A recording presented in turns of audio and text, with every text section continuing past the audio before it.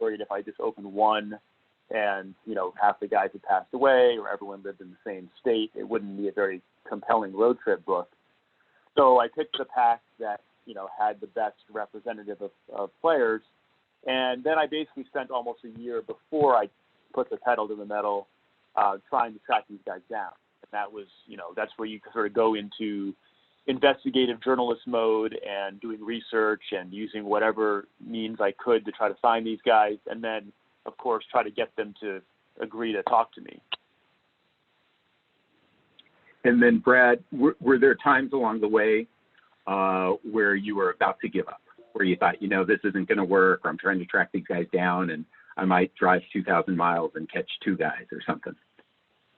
No, I think in the very beginning, I wasn't sure what kind of response I would get. So like Rance Mullenix, who the book starts with, was really easy because I just Googled him and then it comes up with his realtor page. And so Rance dabbles in real estate now, and realtors are the easiest people's phone numbers to get because they put their phone numbers everywhere. So, I was like, okay, well, that's pretty easy. And I was able to call him and immediately he was pretty open to the idea.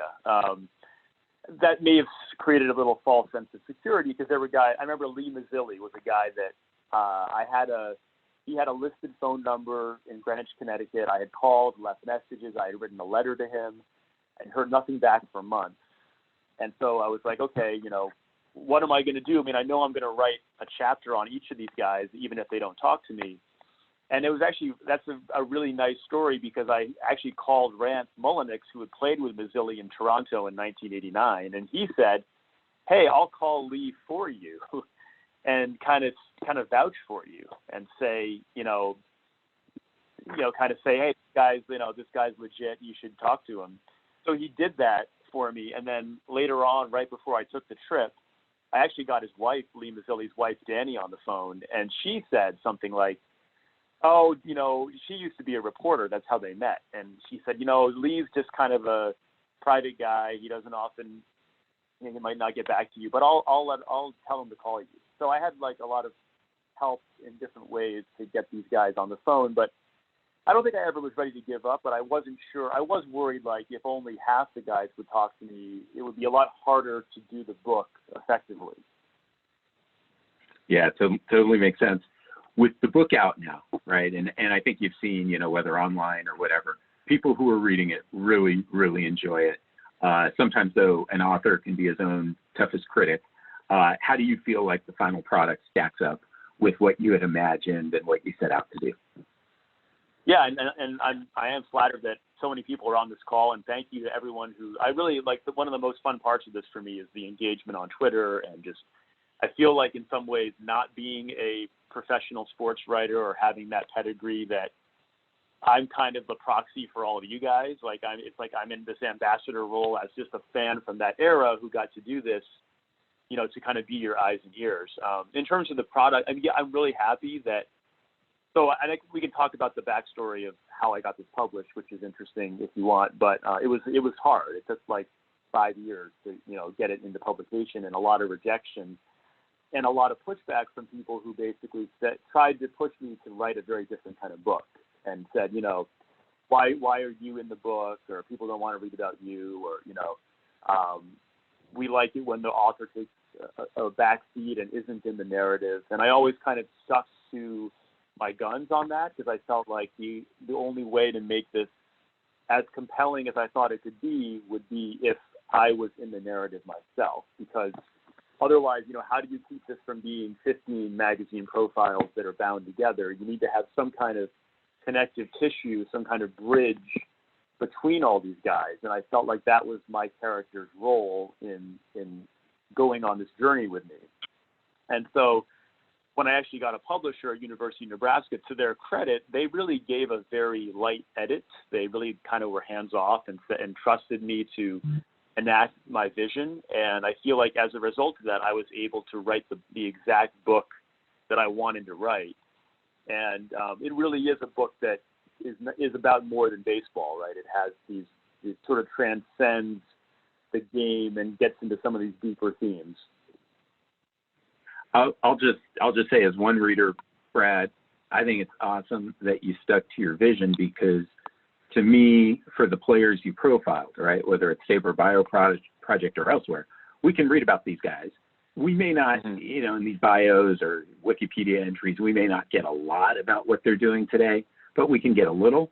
To me, the most interesting thing was, what's it like for, I'll just call it an ordinary person or someone who collected as a kid, to meet these players, right? To me, that's the story. So I'm glad that didn't somehow die on the cutting room floor. Something that I think you touched on a little, but I'll jump down to it on my question list, is for those of us who've never written a book. I see Mark in our audience. He's written several, so there are some authors on this call. But for folks who've never written a book, who've never gotten a book published, what are the hardest parts, or what for you were the hardest parts of getting it done, and kind of what helped you get over those hurdles or over the toughest humps? Yeah, and again, the most important thing when you write a book is that you stick to your vision and you follow your passion, right? Because whatever the type of book you want to write, it's such an investment, and it requires so much work that is uncompensated that you're going to have to, it's only worth it if you just do what you really want to do. But in terms of, so for me, I had the idea, I took the trip. So when I took the trip in 2015, I didn't have a book deal. I didn't have an advance. I had written a proposal before the trip, which I had used to get an agent, and I had a lot of interest from agents just based on the concept. But then I came back from the trip, and now that I had all this material, I had to now totally rework the proposal. So if you guys are curious in nonfiction, the nice thing is you don't have to write the entire book ahead of time before getting a book deal, whereas in fiction you do. But the proposal is still an enormous document. Like my proposal, and I'm happy to share my proposal with anyone who wants to see it. If you are writing a book and you want guidance, it's 127 pages, so it's a lot of work. It requires sample chapters and, a part about how you're going to market it and the competition and all that. So I went back and I spent several months rewriting that proposal, and then my agent, we went out to a few of the publishers at the Big Five in New York. And again, if you don't know, the publishing ecosystem, it's a very insular, very small world. There's basically 5 companies that control everything. They call them the Big Five: Simon & Schuster, Penguin Random House, Hachette, those groups. And if you want any kind of a sizable advance, you have to go to one of those places. And each of those has multiple imprints. So we went out and kind of tested the waters from a few editors at those publishers. And they said, well, we really like the writing, really like the idea, but, still not sold. So here's some advice. So I went back and did a whole nother 8 or 9 months of rewriting and reworking. And then my agent said he wasn't confident, or he wasn't pleased with what I had done. He was always pushing me to make it more just about the baseball players and not have me in the narrative. And so we kind of had this amicable divorce where I said, we got along fine, but I said, well, that's, not what I want to do. So I went off and had another agent, and then we went out more broadly. And again, that's where the rejections piled up, rejection after rejection, and many different reasons. But often it was, again, you don't have 100,000 Twitter followers, so you don't have a platform, which was really demoralizing, because I was basically being told, it's a great book and it's great writing, but because you're not a celebrity, we're not going to publish it. And it just made me realize how risk-averse the publishing industry has become. And how do you ever discover new talent if you don't ever take a chance on anyone, right? So that was the moment where I was like, do I give up? I mean, I've now invested 4 to 5 years. All that time, I'm making $30,000 a year in the Bay Area, which, if any of you guys know, is the most expensive place on the planet. I'm teaching part-time, renting a room in a house. I mean, luckily, I don't have kids or a family I have to provide for, but still, I'm living pretty simply. And so it's like, okay, do I just cut my losses here? And I decided at that point I had invested so much, and I never stopped. The thing is, I never stopped believing that it was good. Like, I just thought, if someone will just give me a chance, I can prove it if someone will just let me have that chance. And then I contacted University of Nebraska, knowing that they published baseball, and Rob Taylor, the acquiring editor there, was immediately like, yes, this is great, let's try to do it. And pretty quickly got a deal, which again, not for very much money, but at that point I was like, okay, I know I'm going to have a chance to get this published. Oh, that's fantastic. So I've been known occasionally to engage in hyperbole, but I'm going to say I think your book will become a top 10 baseball book for many reasons. Oh, wow. Yeah, no doubt. I mean, it's just fantastic. So maybe, if you don't mind, share with the audience 2 or 3 of your all-time favorite baseball books. Sure, yeah, and again, I'm first of all, that's very flattering. I'm determined to never use the word to say that I'm humbled by anything, because people always say that, and it's like, if you're complimented, you're not actually humbled, you're actually flattered, right? So, so I'm flattered by it. I love, so Boys of Summer is an obvious choice in terms of inspiration and, you know, the kind of book that I wanted to write. I would say that Stolen Season by David Lamb in 1991 was a nice example of that, again, where the narrator is in the story and that travel log idea.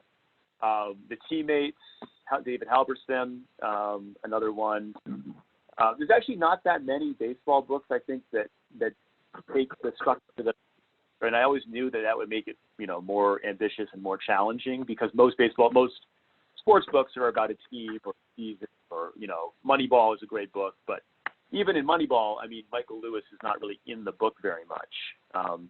In terms of, and I really think in terms of the more recent stuff, and it's not that, well, there's some similarities stylistically, but Ben Lindbergh does a really good job of having that really good pacing and that narrative. Eric Nussbaum's brand new book, Feeling Home, I just started reading. Again, it's like that kind of, when you can take old material, historical information, and write it in a way that moves like a novel and builds anticipation, that's a really great skill. So that, you know, those books I really appreciate. So that's that. But I will say that when, this may sound weird, but when I was being asked by the publishers to talk about what I should compare it to, I actually used the book Wild by Cheryl Strayed, which is not a baseball book at all. It is made into a movie with Reese Witherspoon, but it's basically about her hiking the Pacific Crest Trail. And I use that as an analog because that book really isn't about hiking, right? It's about these bigger themes, where this book isn't really about baseball. It's about bigger themes. And so I thought, at the risk of sounding like tooting my own horn, because that book's like a runaway bestseller, you know, I thought it was a comparison. Hey, it works. Well, I may go out on an even further limb with this one. It may be considered baseball heresy to some of our SABR members on the call. But as I started reading your book, I had this kind of aha moment for myself. And I thought of the famous book by Lawrence Ritter, Glory of Their Times. And basically in that book, if there's anybody in the audience who hasn't read it yet, it's a guy, I hope I'm not like, you know, I read it so long ago, I don't remember, you know, if he was kind of a sports person to begin with, or sort of how he got it all started. I'm embarrassed not to know all these things, but at any rate, it's a guy who, I'm going to say, gets in his car and goes and visits 26 different players from what I'll call the T206 era, and kind of tells their story. And it's a mix of what they did on the field, but kind of what their life is like now, right? And so to me, your book felt like I'll call it, for guys my age, right, the update of Glory of Their Times, right? It's instead of the T206 set, it's the 1986 top set. So I hope that's not baseball heresy, but when that kind of popped into my head, and I thought, oh my God, this is like the junk wax version of Glory of Their Times. The question I was wondering, and so I was so happy I was going to have you on the phone for this, was that something you became conscious of as you started writing up your story or driving from town to town? Yeah, I thought about that parallel a little bit. I thought, you know, but I also, I've always been like very careful to not get over my own skis, you know, and just sort of, okay, like I have, you know, sure, I wanted a lot of people to read it. But I thought, you know, I wasn't really sure. It took a while to see how it was all going to come together. I knew I had a lot of good threads, but whether I could package that into one compelling overarching narrative. That was the challenge. Okay, let's see. So here's one. This one may put you on your toes, but of course you got your pack of 15 cards. One of them famously was the checklist. Are there 2 or 3 players you wished you got in that pack? Like when you figured out what it was you were embarking to do, were you like, oh, I hope I get Pedro Guerrero, or were there any players like that you were kind of hoping you'd have an excuse to go visit? Yeah, well, as I talk about in the book, I have like the inverse reaction to what most people have when they open packs. Like, usually you're, at least even as a kid, you're hoping for a big star.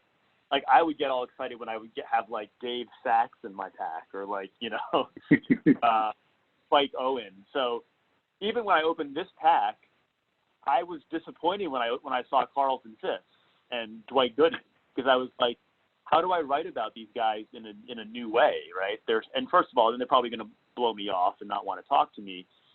But even if I do talk to them, even like let's take Dwight Gooden, right? The guy's written 3 autobiographies, and how do you write something new? And so with Gooden, I mean, even though as you see in the book, I end up in his living room and he's not there, and there's a whole story there about his demons. I knew if I could get Dwight Gooden Jr., Little Doc, that was a new way to tell the story, right? And I think that, some fans may not like it, like, oh, you didn't get to really talk to him himself, but to me it's a more compelling way to approach the story is through the eyes of his oldest son. So in terms of the pack, yeah, there's always going to be the guys that I like the guys that were the underdog types. Like, I'd love to write about Marty Barrett. I always liked Marty Barrett. But at the same time, what made sometimes constraints are a good thing, even in a literary sense. It's why I actually like writing nonfiction, and I'm terrified by fiction, because it's like you can do anything you want in fiction. In nonfiction, I like being constrained by the randomness of the pack. Like, whatever these guys are, it's like you're playing poker, whatever the hand is, like, that's what you got to play. The hand you're dealt. And so I looked at it like, yeah, I could have, there are other guys I would have liked to talk to, but I was okay with it. Yeah, it's funny. Some of the folks maybe on the call know in the card world, baseball card world, I'm a Doc Gooden collector, right? And so I remember just sort of, kind of learning about your book, several months before it came out, little by little, the concept I thought was just brilliant. And, I'm sort of behind on reading so many other books. And at some point when I saw you got Gooden in your pack, I'm like, oh, okay, now I have to get the book, right? So it's funny. I bet in a way, even though, yeah, that was something that came out strongly in the book, was with your propensity for sort of the unheralded and the guys that have to work a little harder than the others. I bet for readers, having a little bit of star power is fun too. Just especially if it's a one of your favorite players from back in the day. So when you go to the Baseball Hall of Fame, then, right? And there aren't a lot of underdogs. You're just going to go past all the plaques and visit Harold Baines, or like, how about out of Hall of Famers? Give us 3 players that are favorites of yours, if possible. And if you don't like any, all too good. That's okay too. No, I mean, I like Mike Schmidt as a kid. Also, as a Phillies fan, Mike Schmidt was always also a favorite of mine. So I'm not completely psychotic. I mean, I actually understand. I can understand great talent and appreciate that. Other than Schmidt, I like the guy. Like, I like that era that we're talking about with like the guys that played with one team. Robin Yount and Cal Ripken and George Brett. I mean, that kind of Schmidt's era. Those guys are the guys that I grew up with. All right. I'm going to take this in kind of a different direction. I think, Brad, you mentioned some of this. It definitely, it's in the book, of course, right? So your day job, right, is a professor of entomology, if I have that right? So insects, bugs. Do you see parallels between baseball cards and insects? Are there things like, you being drawn to bugs and being drawn to baseball cards? Are there kind of things they both have in common that's the common denominator there, or is it really just two completely separate interests?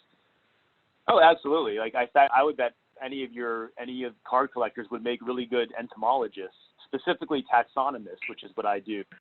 Which is my research, I discovered 18 species of insects that live in Tahiti, and my dissertation was on describing those species as being new to science. And the practice of taxonomy, which is describing new species and naming them, is a lot like the same kind of part of your brain that goes into baseball card collecting, right? Because the same way that, at least as a kid, I like to organize my cards by team, by set, by, alphabetically, like that, just that way that you take, really what is the commonality is you're taking some object and you're acknowledging or you're observing the variation that exists in that object. And then you're figuring out a way to group things based on their variation, right? And so that kind of sort of organization, scientific, brain, that part of the process, to me, is a lot, those skills are very transferable from what I do in entomology to what I do in collecting cards or even writing this kind of book. Yeah, I guess just in terms of like organizing, classifying, but card collectors can all nod their heads. Well, it's also like there's a huge parallel between journalism and science in the terms of the process. So right before I started this book, this book took 6 years from beginning to end. I had just finished my PhD, which took 7 years, and I wrote a book that no one ever would read, which is about those insects with this boring science literature. But that process where you have a question, in entomology, my question was, well, what are these insects? For this book, my question was, is there life after baseball? And then you have a hypothesis, and then you do a bunch of field work, which you go out, you collect data, you bring it all back, you analyze the data, you figure out what's significant, and you draw some conclusions to answer your question. So to me, doing a PhD was not that I recommend everyone have to go through that hellacious process, but it actually was really good training to do that right before I did this, because that sort of scientific method is the same thing that good journalists use when they're trying to answer some question that's driving their project. I'll throw out another parallel. This is your show, not mine, but as you were talking, right? I hadn't thought about this before, but you brought me back to college. I had 2 roommates when I was a freshman, and one of them was, he was pre-med, but he was taking entomology, right? And there would be nights. So one of the guys, he was just always on the computer. This was kind of dawn of the personal computer age or something, but that was his thing. He was just always on the computer. But my roommate, Dan, who was taking entomology, he would sit there and he would have his butterflies he caught or his bugs he dug up or whatever, and he would be mounting them like in some kind of display board, and sometimes he'd glue them to a piece of glass or something. He'd be doing this. I'd be sitting on my bed putting my newest baseball cards into plastic sheets and putting the sheets into a binder, right? And at the time, I never really thought we were doing the same thing, but in a way we kind of were, right? So, yeah, exactly. That's exactly true. Yeah. Here, I'll show you. Okay, yeah. Hold on, I gotta. Okay, we're getting a tour. But there's an insect mounted right there. Yes. In my room here. There's an insect. One of my students did a watercolor of one of these. This is one of the species that I discovered in my research. So right there, and then right over here, we got the actual cards from the wax pack and the actual pack itself that the cards were in. It's you can see the obvious similarity there. So, yeah, and for me, I don't even have to get up out of my chair. But if anybody can see which little box I'm in, here's the 1986 set in the binder and all of that. So, on the trip, did you either discover any new species, or maybe maybe down south find out some of the species are bigger, in Texas than they are in the Bay Area? Or did you go on any kind of side trips, like in search of bugs, or were you pretty much just baseball player, got to get back for the wedding? Yeah, the only thing, there was no time to hunt bugs. No. I just spent a lot of time hunting Vince Coleman. That was, that took more time than I wanted. But I will say that the one thing that a lot of people don't know is my original plan for the checklist card, because I didn't know what to do with the checklist, was to write a chapter, and actually on the trip in between Florida and New York, I had this long journey, and I actually stopped and spent a day with the Iron Sheik, the professional wrestler, if anyone remembers from the 90s. Everyone remembers. I briefly mentioned in the book that my first book attempt was to write the Iron Sheik's biography until he threatened to kill me, and I had to abandon that project. But I did stop and hang out with the Sheik one day, and I was going to have that be kind of this wild card checklist chapter. And my editor was like, it may be kind of like a little bit too far afield for the book. So maybe I'll write that chapter one day as like a deleted scene.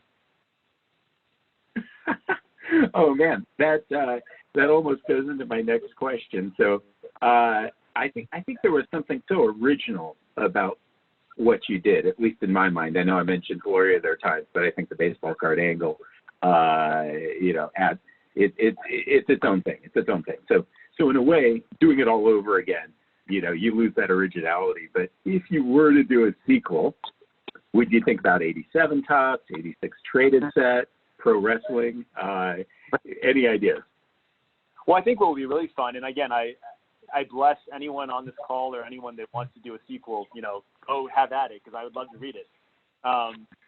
That it would be fun to do one not from the next year, but let's say if you did it from a current floater, or the pack from say 1970, or even maybe 2000, right? The different, what would be different? I don't think you get the same stories. I think you get some similarities, but like today's players, I don't think they're going to have the same sets of issues and threads that I had in my past. And I think that just goes to show you how, the culture changes, the game changes. I mean, there would be some things that are the same, but I think it would be a really different thing. Yeah. If somebody does want to do 1970, though, they got to hurry, right? I mean, these guys won't be around forever. But or how about this? You pulled that checklist. I think by memory, 132 names on it, right? That could be the sequel, maybe. Go visit 132. Trying to kill me here. That's a lot of work. Hey, I'd read it. I would read it. So I'm gonna get ready to shift us to questions from the audience, and hopefully with the audio, I'm gonna unmute everybody before that happens. Hopefully, I'll pull that off successfully. But the last question, and this is something I always like to ask people after I've asked them a whole bunch of questions. But what question didn't I ask you that you wish I asked that you'd like to answer and share with everybody? Well, I just hope that, I'm always really interested. I'm glad we have a chance for questions. I'm always curious what people like, what resonated with people the most. I think there's a few different threads in the book that come out, and I hope that people appreciate that the book there's a lot there that you can apply to your own life, right? That some of the advice that I get from Don Carmen and from Andy Reddy and some of these guys, I was amazed at how applicable and relevant their insight was to just our day-to-day lives. And I hope that that's something that people, also got out of it. Awesome. Okay, so let me do this, partly because I want to make sure I don't forget about this later, is I do want to say to people, if you haven't picked up the book, a great place to go. We know, the big guys out there have this kind of stuff, but a great place to go is called indiebound.org, INDIEBOUND.org. I'm going to say it again at the end, but in case I forget, I wanted to say it now. So let me do this. I'm going to unmute everybody at great risk. Let's see what happens here. Okay, so I think I've unmuted everybody. If it gets really crazy and you're not asking a question, I would say go ahead and remute yourself, but I won't be the one to do it. We're just going to see what happens here. So let's do this. In the audience, if you have a question for Brad, just give it a go and we'll hope it works. Hey, Brad, can you hear me? I can, yes. You can. Testing 1, 2, 3. Brad, wonderful idea. Brought back so much nostalgia for collecting baseball cards in 1986. Perfect timing. And I just wanted to tell you a quick tale about how your book inspired a wonderful moment on social media. I remember the first 15 cards in my first pack of 1986 Topps. 4 Hall of Famers, a checklist, but one of them was Darryl Strawberry, who won the World Series that year for the Mets. And so what I did, the last few days, I've been writing about every one of those cards. And when I wrote about Strawberry, my friend Mike Vance, who lives in Houston, who is Mr. Houston baseball history, commented that he was at the 1986 All-Star game in Houston, was drinking beer, and as he was drinking beer, of course, he had to use the facilities. While he was in the facilities, Darryl Strawberry hits a home run, and he misses it. Next thing I know, Darryl Strawberry makes a comment. Sorry. Wow. Well, thank you for that inspiration. Wow, I love hearing that. That's awesome, man. Appreciate that. Okay. How about who else? Who else in the audience? That seemed to work. So let's do another. Let me give it a try. Mark, a couple questions. One, Brad, have you given your pop props for his presidential primary prognostications? That's a great deep cut. I'm glad. So what you're referring, what's your? What's that? What is your name? Mark Pattison. What Mark's referring to, which is a great point, is that it's too weird. So I'm at the Brooklyn Cyclones game with my dad watching this minor league game, and as I talk about in that chapter, my dad is this diehard, forever conservative, Republican, and I talk about how I grew up kind of idolizing my dad, and then I become an adult and realize, I don't actually believe all this stuff the way he does, but we always like to talk about politics. And we're in this, so this is the summer of 2015, and I say to him, the two people that I ask about in terms of like Democrat side for 2016, I say, what do you think about Joe Biden and what do you think about Bernie Sanders?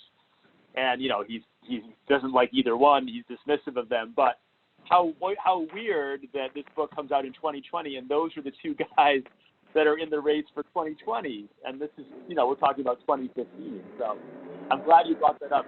You noticed it. Oh, yeah. Well, I finished the book last night, so I would be prepared for this. And the other question I had was, did you pass on to Richie Hebner Steve Yeager's comment about going for nurses? Or Yeah, so everybody had the most universally positive reaction to, because I'll show you guys. This is literally what I did. I had the cards, right? This is the pack. And I would carry the cards with me when I would meet each player. I would give him the stack and say, hey, these are the other guys in the pack. And they would flip through and be like, okay, I remember that guy or this whatever. And when I would do that, let's see where he is. Everyone had a universally positive reaction to Richie Hebner, always like laughing and smiling. And Steve Yeager says, tell him when you see him, we need to go chase some nurses. And clearly, Yeager and Hebner were no strangers to the nightlife in the 1970s. So I'm in the dugout in McCoy Stadium with Richie Hebner many weeks later after meeting up with Yeager.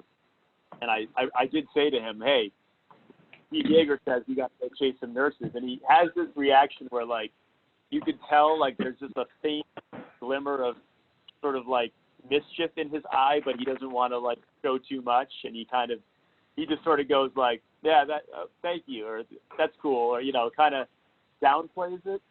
Because I think he was, as it comes across in the chapter, Richie was a little bit guarded more than the other guys. It may have been because he was still in season, still coaching. But I think, I could just see that recognition that, yeah, he knew what Yeager was talking about. Thank you. Yeah. Nice. Brad, I've got a question from the chat. So I picked up one from the chat from Anthony Salazar. And referring to Jamie Kokenauer, he said he hasn't read the book yet. Of course, I know Anthony's going to go buy it as soon as we all hang up, but he hasn't read the book yet. But could you describe your experience tracking down Jamie Kokenauer? Where'd you have to go to visit him?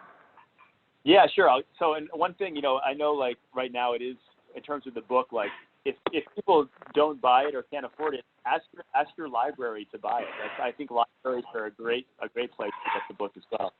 And I know money is tight for everyone. But yeah, Jaime Kokenauer. So he was actually the most obscure player in the pack. I think everyone else played 10 years, and Jaime played like 4. And I thought he wouldn't be hard to get a hold of, but I wrote him a letter and I used whatever phone numbers were listed. Couldn't hear back from him. So I do some Googling and I find a reference to someone named Ginny Kokenauer.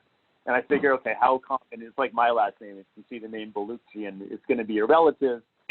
So I figured, like, this must be Jaime Kokenauer's wife or something. So I email her. There's like a school email address. And she writes back, and the email was so funny. I put it in the book itself. She writes me back this, like, sassy, funny email, which is just like Ginny's personality, and gets me in touch with Jaime. And then I have a conversation, and Jaime's great. And he lives in Northwest Arkansas, in a town called Lowell, Arkansas. And as I say in the book, Jaime was the most, like, kind of like he was so concerned about me having a good time, and he was like texting me before I was, oh no, we want to invite you to our 4th of July barbecue, and if you want to bring anyone, that's fine, and like checking in with me. It was like having like a parent, kind of like, making sure I was okay. He was just so friendly and considerate. And then his wife ended up being like such a star that she becomes kind of a co-star in that chapter. Awesome. Okay, other questions for Brad?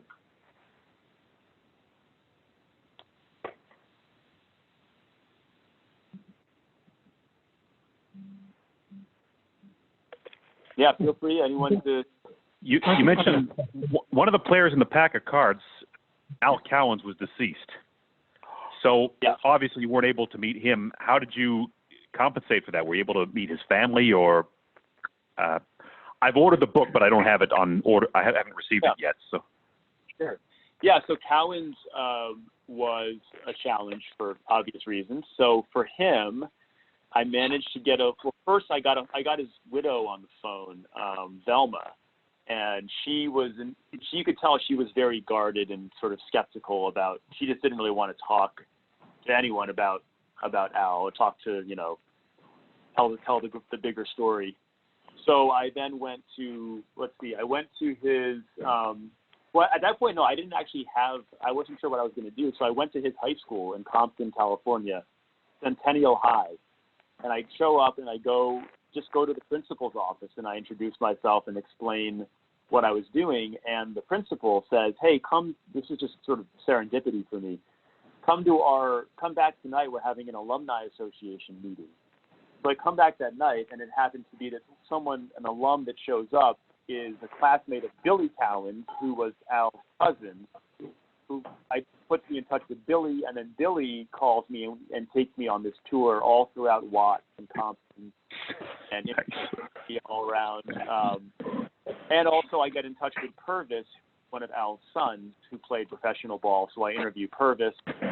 I actually end the book going to the Inglewood Cemetery to try to find the actual gravestone of Al Cowens, and that's where the book ends.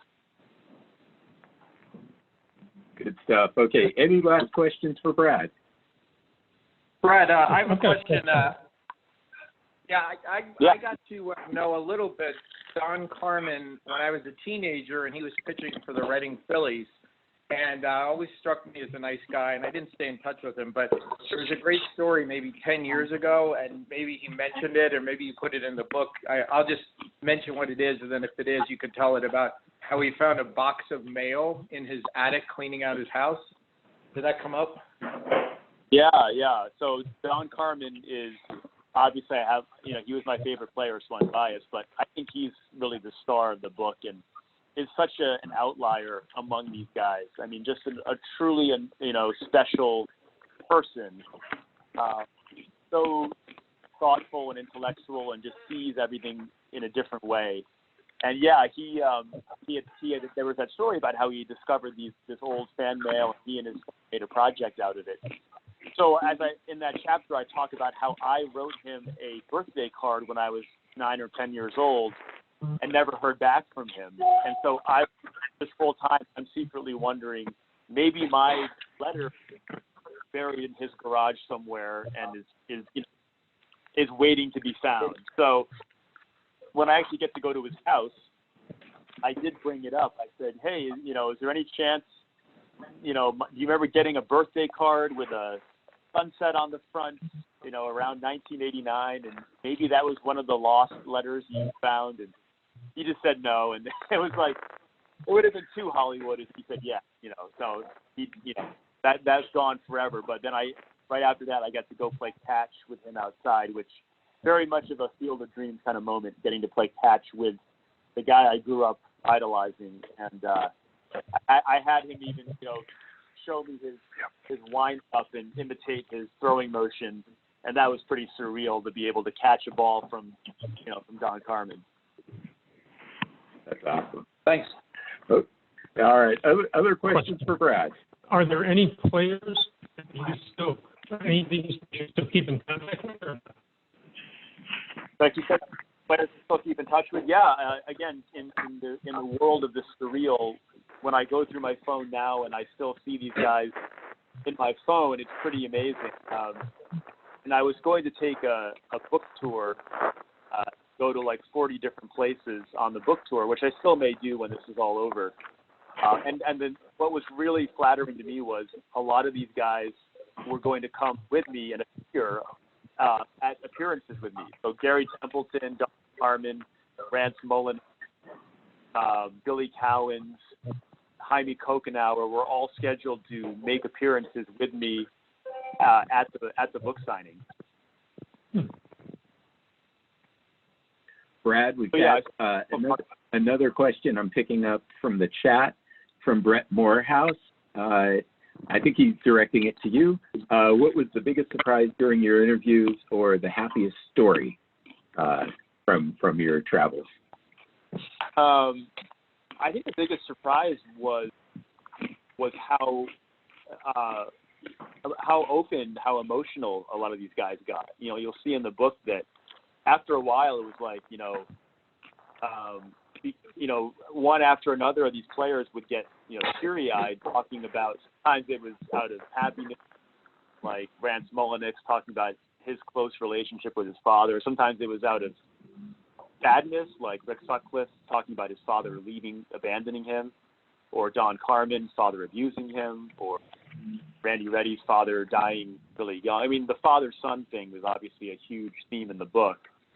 And the willingness for these players to be vulnerable and to open up surprised me and was very touching. I felt very, again, honored that they would tell me that, open up in that way to someone that really was a stranger coming to talk to them. Awesome. Okay, any other questions for Brad? Actually, I just have one more. Now, when you look back at doing the book and taking the travels, are there if you were in retrospect, were there any things that you would change about how you prepared for it, or how you made contacts, or just in terms of going on the trip? Anything you might have done differently now that you've been through the experience? I don't think so. I think I kind of did. I mean, I did everything I could, short of doing something really dangerous to potentially get myself arrested. Like with Vince Coleman, I didn't put this in the book, but with Vince, I had talked to him before the trip, and I put this in that he said no. But then when I went and actually found his childhood home in Jacksonville, Florida, I texted him a picture of his house, and I'm like, this guy's probably going to call the police and think that I'm like stalking him. because I said, hey, just in case you change your mind. Like, I mean, that is kind of crazy that I did that, but yeah, no, I think I really tried to do everything I could, and I knew that in some ways the failures were as interesting as the successes because it just made for a better narrative to have some of these guys, not cooperate with me. From where I am in the book, I'm going to agree. Brad, there's another question on the chat. It looks like from Alan Reisman, and he's saying, from your experience, how do players view the baseball cards? Do they like having them as artifacts of their career, or do they not really care? Yeah, so one thing that was, I guess, maybe a little disappointing to me in this was that I realized a lot of these guys are not particularly nostalgic about their baseball careers. Like, I forced Gary Templeton to watch Game 1 of the 1984 World Series, and I put it in, and he lasted about half an inning, and he's like, turn this shit off. And he was like, he had no, and it wasn't because, like, it was anything to do with the game. It's just, like a lot of these guys, they're less fanatical about the baseball than we are as fans. And, I think you can kind of delve into that. There's some reasons why that might be. But I will say that I think maybe they actually are maybe a little more affectionate towards the cards than the game itself. Like they seem genuinely interested and entertained going through the pack when I would give them. And a couple of them had memories about like when they had those cards, the pictures taken for the cards, or they told stories about how that used to work when they would take pictures in spring training. So I think they don't really collect them, but also another thing that's interesting, I had both Rance Mullenix and Jaime Kokenauer open their fan mail in front of me, because they still get several letters a week from fans that want autographs. And, and they did it in front of me. We read a couple of the letters. They would sign them and put them back. And I think, like, they appreciate that fans still remembered them all these years later. Nice. Okay, let me. Every time I think we're maybe at the end. I know, Brad, you told me you could commit maybe 7 hours to this thing, so we still have time here. But every time I think we're done, somebody else has a question. So let me put it out there again. Any other questions for Brad?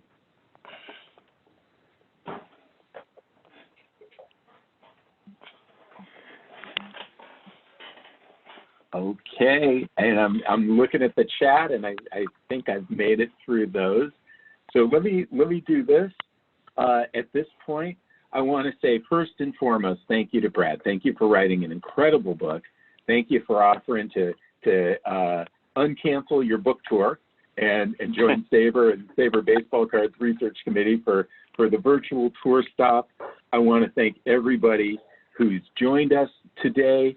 I know for a lot of you it was a challenge to get in with the audio, and I've seen a little bit of helpful tips and hints and things through the chat box for me in terms of the next one of these that I run. So I'll pay attention to all those and do my best. I think once we got going, it was tough for me to adjust in real time because, of course, I wanted to hear Brad and, be ready with my questions and all of that. So I know it was a little clunky on the technical end. For those of you who are here, though, I think you made it, and hopefully you got a fun way to spend your afternoon.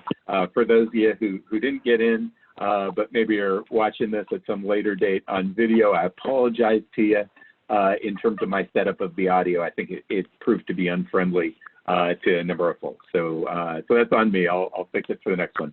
But Brad, thank you very much. Everybody who joined, everybody who asked questions.